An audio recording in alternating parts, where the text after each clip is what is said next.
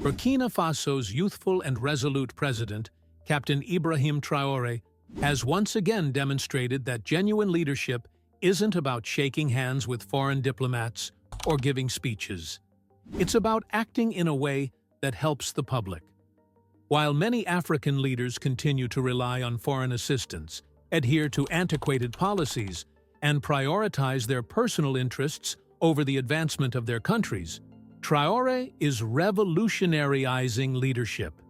He recently shocked Africa's corrupt elite and their Western supporters with a comprehensive healthcare makeover that involves the construction of 55 new hospitals. Shortly after he significantly cut hospital expenses, he took this audacious step to ensure that Burkina Faso residents have access to high-quality healthcare as a right rather than a privilege. Traore maintains his composure, despite the fact that many African leaders are desperately trying to figure out how they would handle the U.S. cutting off USAID funds to the region. He builds, while others plead for assistance. This begs the question, given that other African governments assert they are unable to deliver even the most basic services, how is Traore able to finance such a massive project? In order to answer this, we must look at his novel concept of self-sufficient governance, which exposes the shortcomings of many African governments and offers a clear illustration of what true leadership looks like. This is in stark contrast to the superficial, donor-dependent healthcare systems that are prevalent in Africa. The healthcare program in Burkina Faso is a sustainable, locally driven approach to modernizing the country's healthcare system. Traore's government recognizes a simple but frequently overlooked fact. Africa is wealthy, but it lacks responsible leadership. Traore was able to establish an ambitious health project without relying on Western aid by focusing on resource mobilization, developing smart alliances, and reducing unnecessary government spending. Captain Martha Celeste Anderson de Comwin-Meda, the President's Cabinet Director, officially began the construction of the 55 new medical centers, marking a watershed milestone in Burkina Faso's march to healthcare independence. While completing all 55 centers will take time, the government has set specific targets for 2025, including the construction of 20 local medical facilities, 2 hemodialysis units, 5 critical care units, and a cutting-edge cardiac institute to satisfy the growing need for specialist treatment. The use of modern molecular breast cancer diagnostic techniques reflects a forward-thinking approach to healthcare, providing Burkinabe citizens with early illness identification and better treatment outcomes. This effort demonstrates what African countries can do when they manage their resources effectively, and leaders put national success before personal wealth. While some African leaders continue to rely on international aid and whine about economic challenges, Captain Ibrahim Traore demonstrates that visionary leadership, strategic governance, and a strong devotion to the people are the true keys to national prosperity. His initiatives are not only reshaping Burkina Faso, but also creating an example for the rest of Africa, encouraging leaders to rise beyond mediocrity and actually serve the people they represent. Despite having rich and natural resources, many African governments continue to operate as dependent states, reliant on IMF loans, plagued by corruption, and unable to deliver basic public services. In contrast, Traore's leadership approach rejects the debt cycle and encourages self-sufficiency. He has eliminated wasteful government spending, reallocated military funds to public welfare, and guaranteed that resources are used efficiently. Burkina Faso, formerly considered as impoverished and insecure by many Western experts, is today making faster progress in development than other resource-rich countries that have been independent for more than 6 decades. Captain Ibrahim Traore's accomplishment demonstrates the failure of Africa's long-standing leaders. His successes highlight the incompetence, wrong priorities, and blatant betrayal of those who have held power for decades, but have failed to achieve even a tenth of what Traore has accomplished in just a few years. Where are the leaders who promised unity for Africa? Where are those who pledged to fight for the people? Why do countries with immense resources like oil, gold, and diamonds continue to rely on foreign help to create critical infrastructure, such as hospitals and schools? Let me say this: Burkina Faso is experiencing a silent revolution after years of neo-colonial exploitation and systemic neglect. A youthful leader is reinventing the definition of purposeful governance. Captain Ibrahim Traore, the 36-year-old military officer who rose to power in a 2022 coup, has emerged not just as a political disruptor, but also as a symbol of hope for a continent longing for self-determination. This is particularly evident in the significant changes he has implemented in Burkina Faso's health system, which serve as a forceful rejection of dependency and a striking message to African leaders worldwide. The time to learn from Burkina Faso is now. The health minister has highlighted existing major measures, such as allocating 12% of the national budget to healthcare, enhancing hospital facilities, significantly cutting medical test prices, and obtaining advanced medical equipment. Since taking office, Traore has moved quickly to address one of the country's most pressing issues: access to healthcare. For years, Burkina Faso's hospital system suffered from a lack of money, corruption, and reliance on foreign help, which came with strings attached. Hospitals were collapsing, medical supplies were limited, and the poor, the nation's backbone, suffered and perished while an elite-only system was in place. However, under Traore's leadership, this dysfunctional system is being reconstructed, with healthcare being treated as a right rather than a privilege supplied by faraway benefactors. Traore's reforms are more than just words. They demonstrate his commitment to the people of Burkina Faso. Within months of taking office, he reduced medical fees by more than half, a brave step in a country where exorbitant healthcare expenditures had long been considered a death sentence for the poor. In a dramatic move early in 2024, the junta eliminated the controversial 500,000 CFA franc deposit, equivalent to approximately $800 that was previously required for critical treatments such as kidney dialysis or cancer therapy. For a country with an average yearly income of less than $1,000, this was a big and life-changing choice. But Captain Ibrahim Traore did not stop there. Recognizing that affordability alone would not be enough to reform a failing system, he embarked on an ambitious initiative to rebuild Burkina Faso's healthcare infrastructure from scratch. By the end of 2024, his administration had erected more than 50 specialty hospitals around the country, ensuring that citizens, whether in the bustling center of Ouagadougou or rural northern towns, could get quality care within a few hours' drive. These hospitals, which are outfitted with cutting-edge technology and manned by local specialists, trained through an expanded medical education program, represent a departure from the previous system, in which foreign NGOs wielded power over life-saving choices. Traore's push for pharmaceutical independence is perhaps his most revolutionary initiative.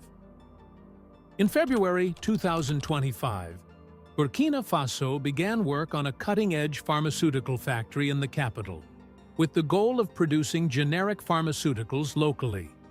This program aims to break free from the reliance on Western pharmaceutical companies that have long benefited off Africa's troubles, rather than simply cutting costs.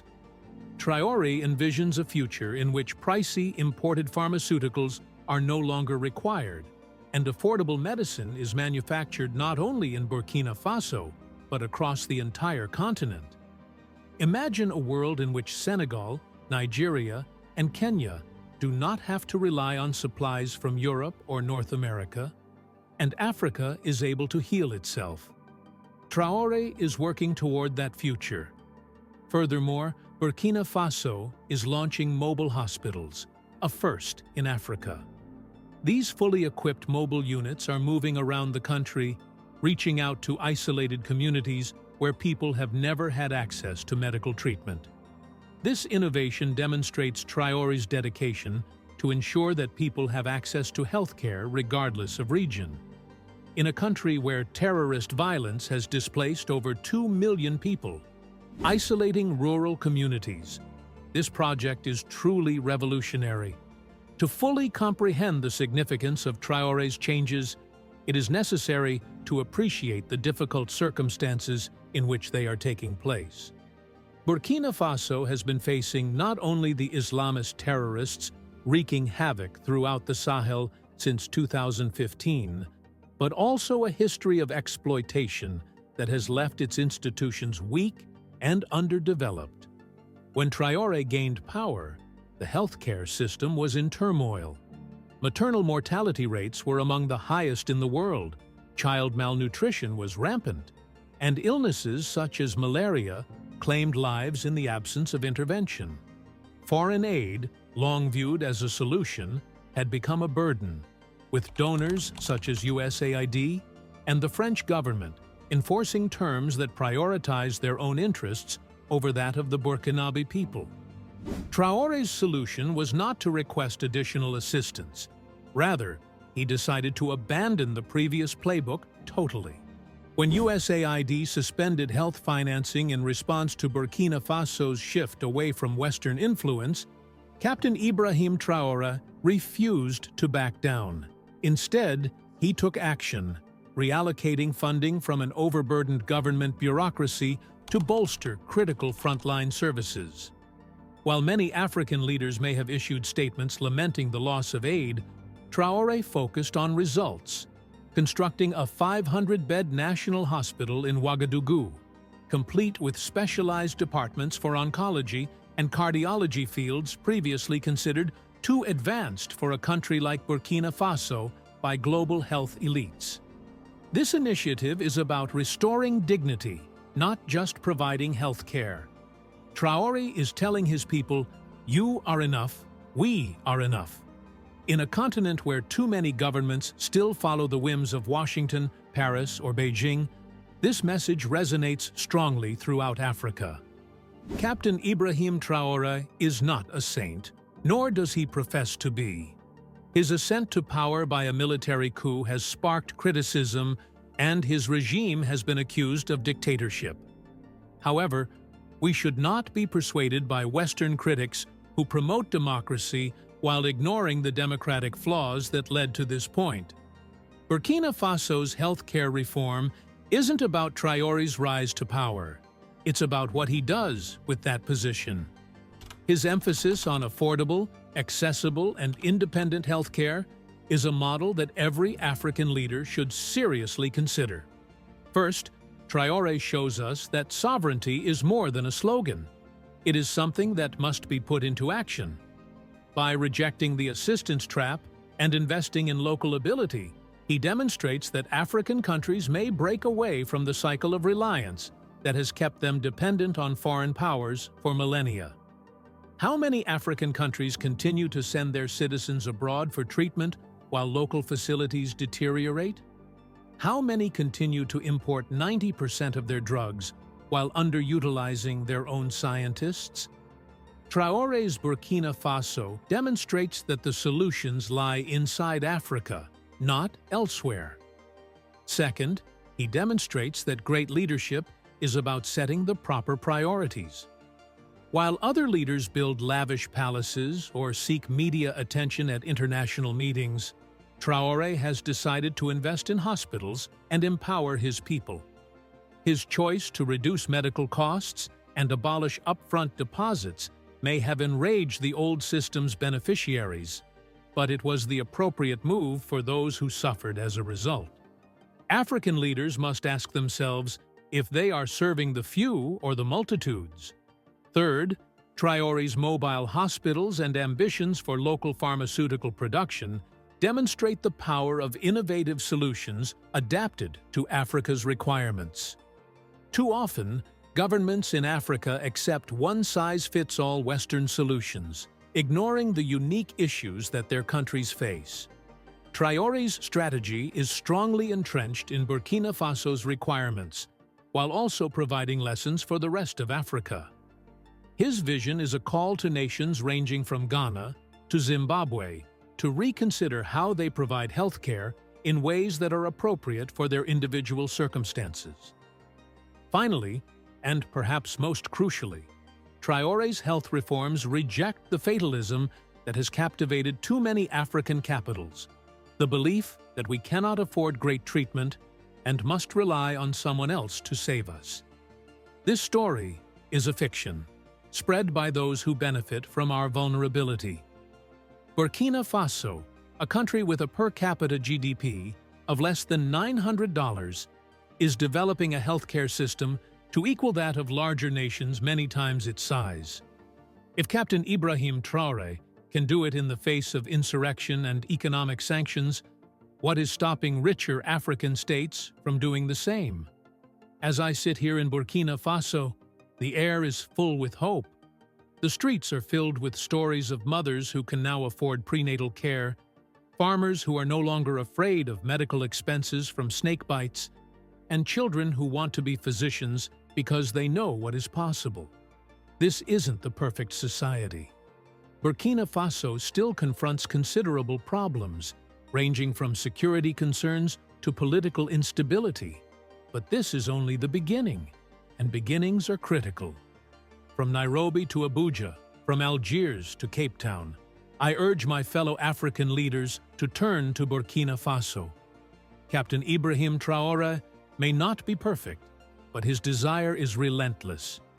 He may not always be correct, but he leads with courage. His overhaul of the health sector poses a challenge to every president, prime minister, and parliament on this continent. Will you step up to the challenge? Will you dare to imagine an Africa in which no one dies because they cannot afford health care? Where no kid is orphaned by an illness that we know how to treat? And where our resources, wealth, gold, oil, and innovation are used to heal ourselves rather than taken away. Our ancestors' spirits, including Lumumba, Nkrumah, and Sankara, continue to watch over us. They envisioned a united, self-sufficient Africa free of exploitation. Traore, who is often compared to the rebel Thomas Sankara, is bringing that ideal to life, one hospital at a time. However, he cannot accomplish it alone. This responsibility and opportunity falls on all of us. Let us learn from Burkina Faso. Let us study Traore's model, adapt it to our specific settings, and create health systems that reflect our ideals of solidarity and resilience.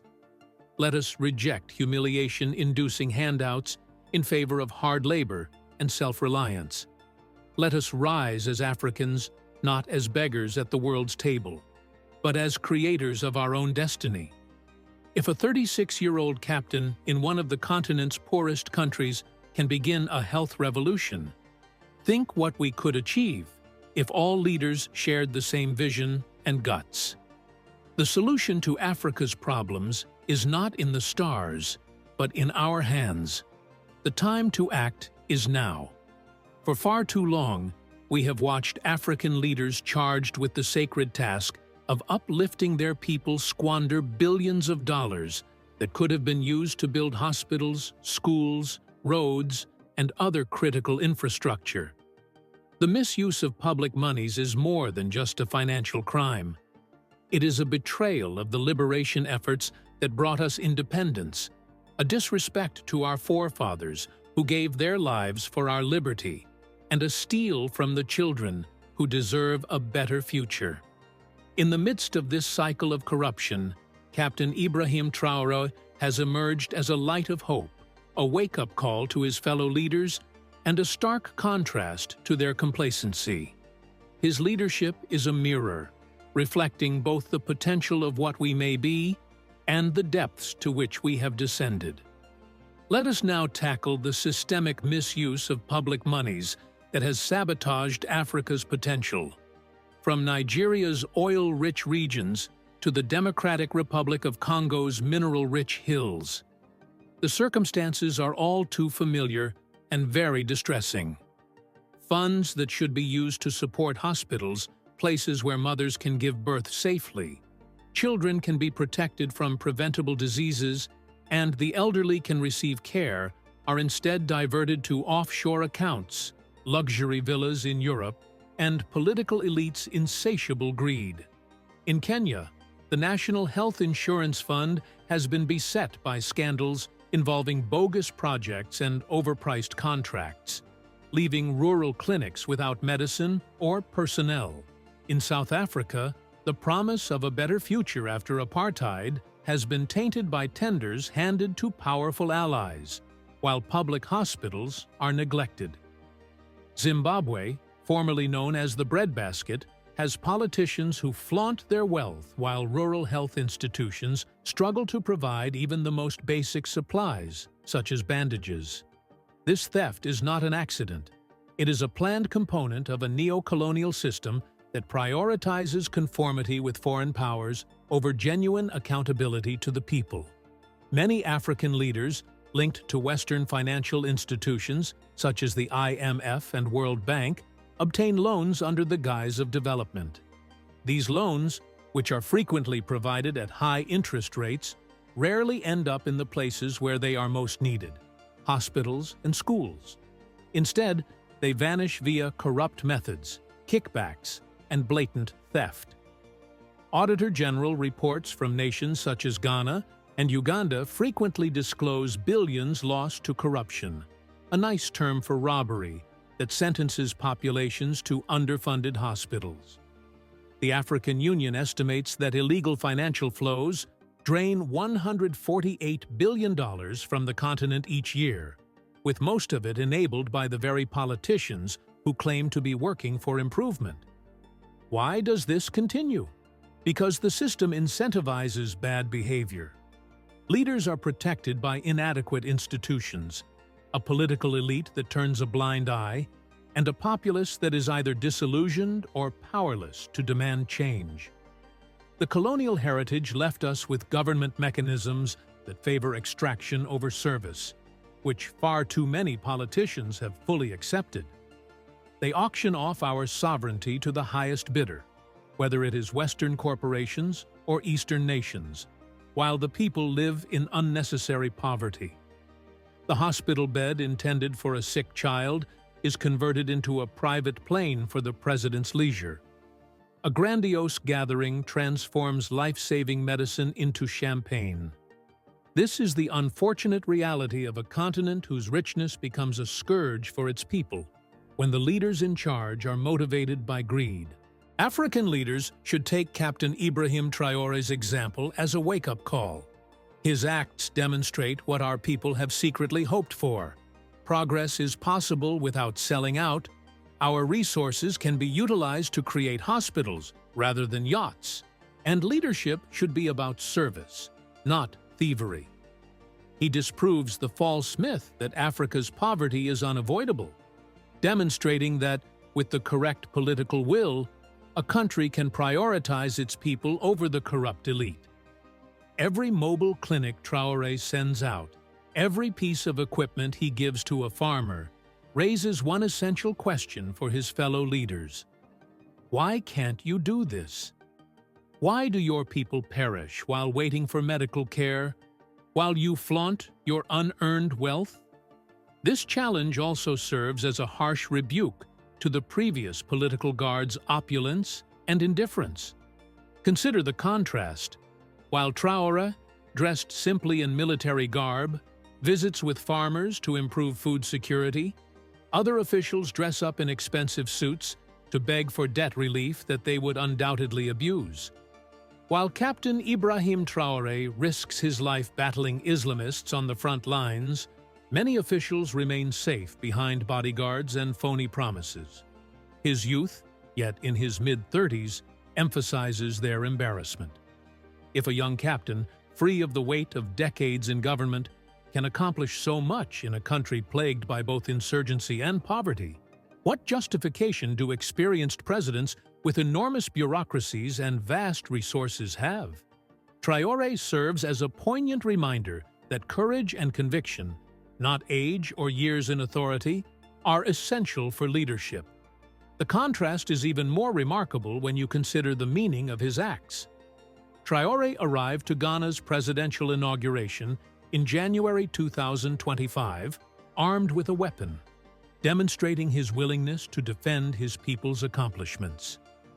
His entrance sparked shouts from Ghana's youth, overshadowing the event's formality and demonstrating how deeply his actions connect with a generation tired of empty promises.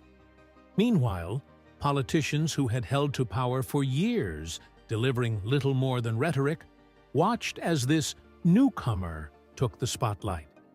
Traore was invited to the occasion by President John Mahama, and his attendance was more than just a physical appearance. It was a statement. Africa's youth are watching, and they choose leaders who act over those who only speak. Traore's accomplishment is not only a victory for Burkina Faso, but a paradigm for the entire continent. We must demand leaders who invest in hospitals, not personal enterprises, and who regard public finances as a sacred trust rather than a resource to be plundered. His rejection of neo-colonial influence, dedication to self-sufficiency, and unrelenting focus on the concerns of common people reflect the ideals of Nkrumah, Lumumba, and Sankara. But make no mistake, this is not a flawless world. Burkina Faso continues to face serious problems, including insurgency, political persecution, and a shaky economy. Traore is not without fault, and his military administration raises legitimate fears about the future of democracy. But the results of his leadership shout louder than the opposition groups who observe from afar. African leaders who fail to act now risk becoming irrelevant, a harsh reality they must face. The youth, the diaspora, and Pan-Africanists are all keeping a close eye on what happens. Traore has lit something, and it is up to us to fan it into a fire that burns away the corruption that engulfs Africa. We feel the weight on Africa's soul for every hospital that remains unbuilt and every kid who is refused medical care. And for any politician who prioritizes personal wealth over public service, Traore serves as a reminder that the people of Burkina Faso and all of Africa deserve far better. We will triumph, whether by fatherland or death. Do you believe President Ibrahim Traore is taking the right steps toward progress? We'd love to hear your thoughts in the comments below. And if you want to see more content like this, don't forget to subscribe and hit the bell icon to stay updated. Thank you for watching, and we'll see you in the next video.